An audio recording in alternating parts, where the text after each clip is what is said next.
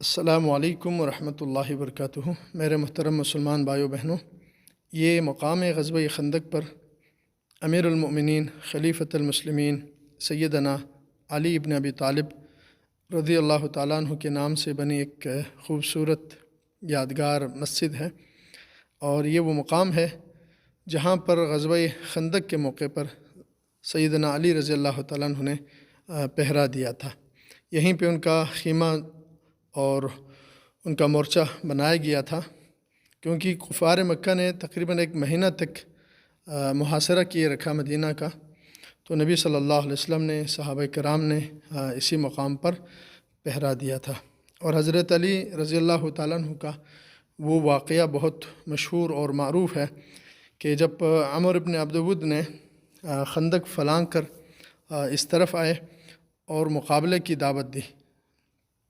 قریش مکہ کا بہت بڑا بہادر پہلوان تھا، اس اکیلے کو ایک لشکر کے برابر سمجھا جاتا تھا، تو حضرت علی رضی اللہ تعالیٰ عنہ نے اس کا مقابلہ کیا اور چند لمحوں میں اس کو قتل کر دیا۔ صحابہ کرام نے اللہ اکبر کا نعرہ بلند کیا۔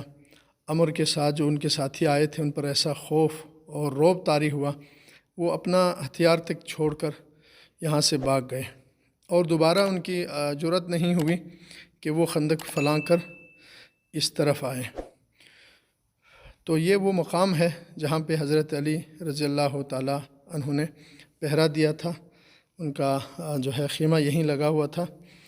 اس جگہ پہ یادگار کے طور پر بعد میں یہ خوبصورت جو ہے مسجد بنائی گئی ہے، جسے عمر بن عبدالعزیز رحمۃ اللہ علیہ نے اپنے دور جو ہے خلافت میں بنائی تھی۔ اور یہاں پہ یہ جو ہے چھوٹی سی مسجد سیدہ فاطمہ الزہرا رضی اللہ تعالیٰ عنہا کے نام سے بنی ہوئی ہے۔ بعض مورخین نے لکھا ہے یہیں پہ اسی مقام پہ حضرت علی نے عمر بن عبد ود کو قتل کیا تھا۔